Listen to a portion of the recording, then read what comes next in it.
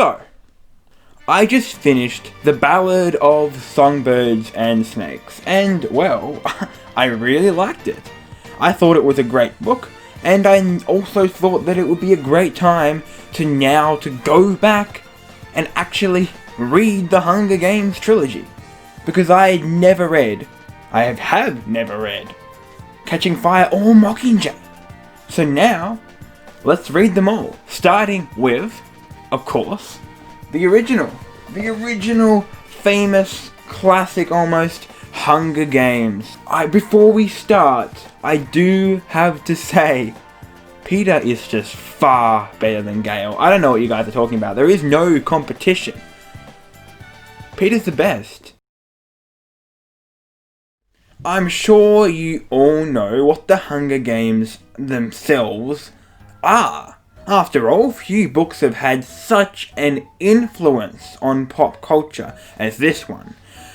But before I read this book, I thought that all there was to it was just a whole bunch of kids going around killing each other, wrapped around some sort of love triangle.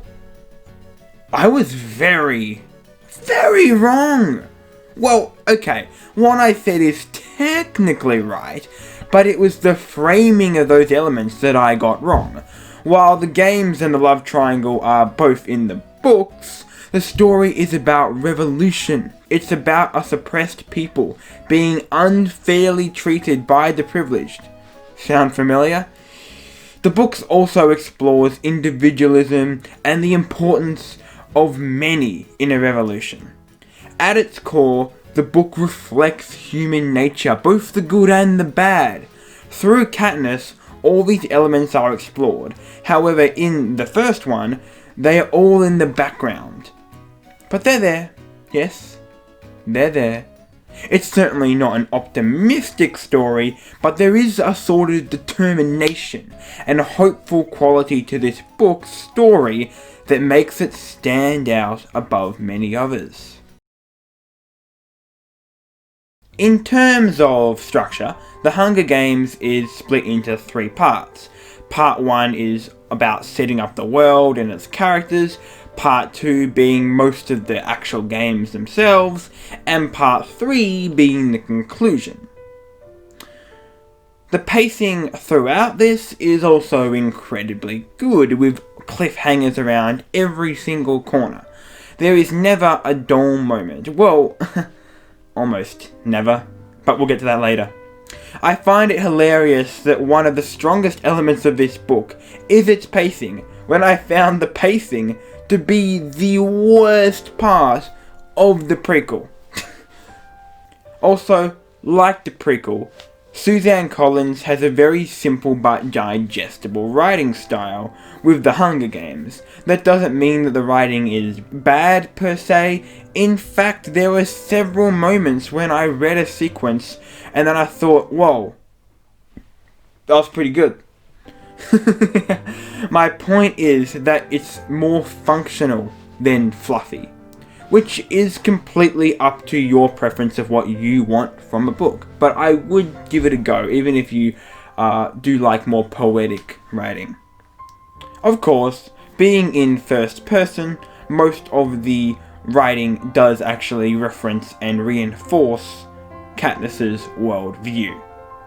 Anyway, Collins's writing and prose was pretty fantastic, and while it wasn't too poetic, I would say that it was very enjoyable to read.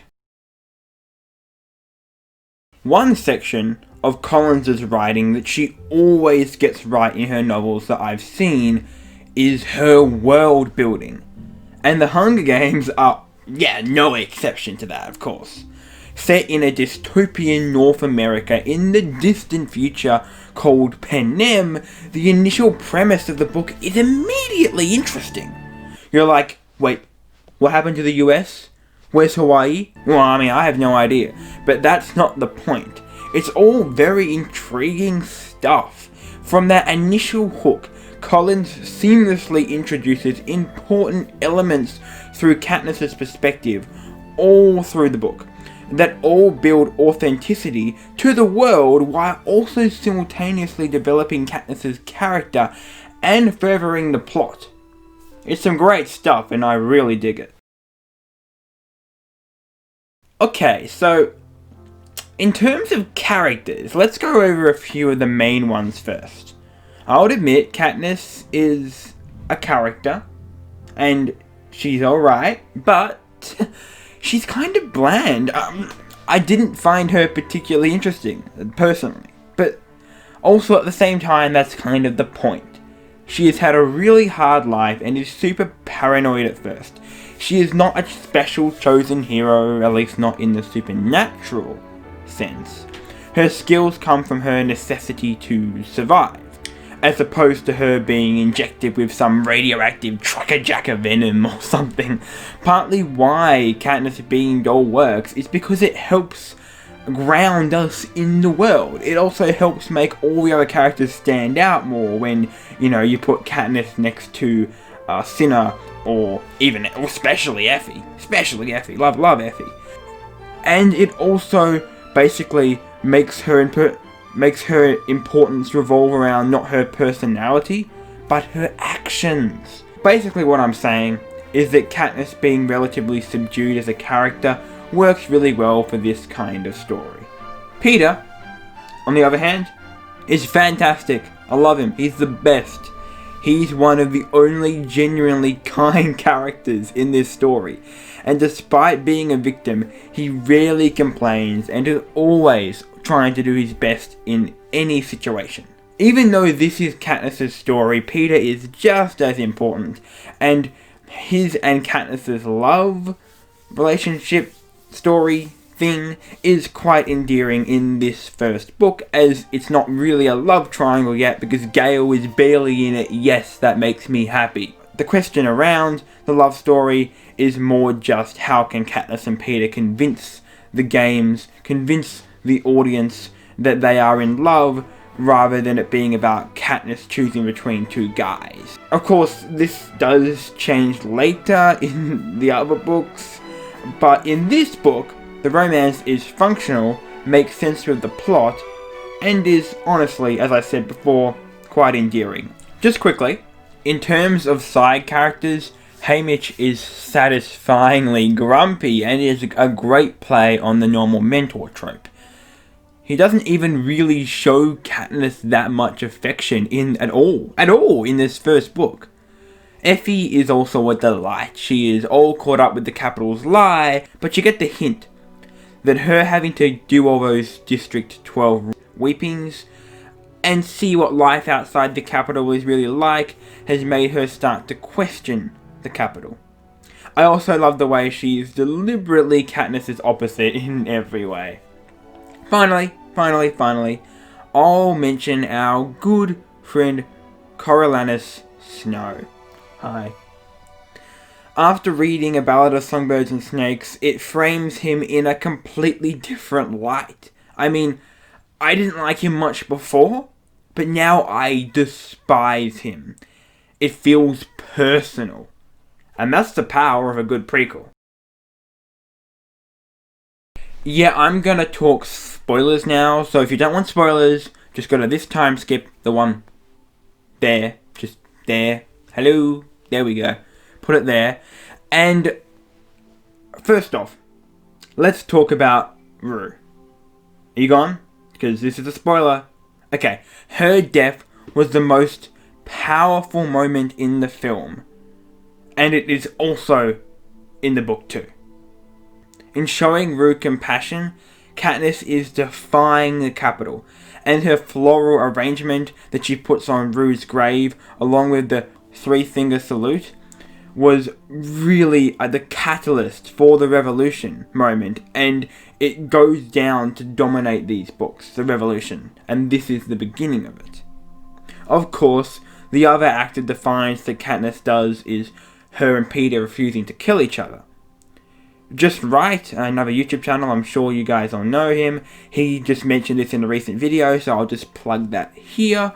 If you want to go more detail about the revolution movement of these books, go to that. But there are spoilers for all three books there, so be warned. The other spoilery thing that I want to discuss is Peeta and Katniss in that damn cave. Huh? I get the significance of them playing up the whole love angle for character building moments, of course, but it goes just on for far too long. I mean, the cave, it's just an extremely slow part of the book, and it annoys me so badly. The plot just stops. It's just like the plot's just going meow, and then the cave happens, and then it just stops, and then goes like really slowly before coming up again. If that cave wasn't there, or if it was much quicker, the pacing would have been seamless. Oh well. As you can probably tell, I did really like this book. Apart from Katniss having been a bit of a boring character, and a certain cave, this is a solid book, and I can't wait to continue with the series Catching Fire next, which people tell me is the best one, so I am excited with that. It's a solid 8 out of 10.